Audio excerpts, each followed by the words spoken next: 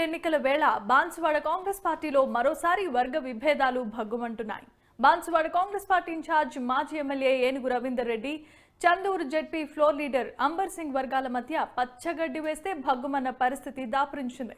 చందూరు మండల కేంద్రంలో Ravinder Reddy Congress party committee ఎన్నికల కోసం సమావేశాన్ని ఏర్పాటు చేయగా అంబర్ సింగ్ అభ్యంతరం తెలుపుతూ వాగ్వాదానికి దిగారు.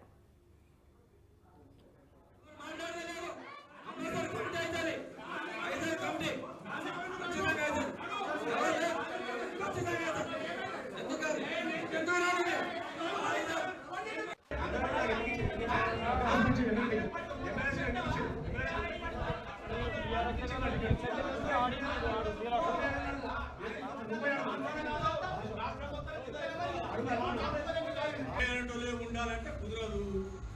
ఎమ్మెల్యే నువ్వు ప్రయత్నం చేస్తున్నావు, నేను ప్రయత్నం చేస్తున్నా. నేను క్లియర్ కట్ చెప్తున్నా.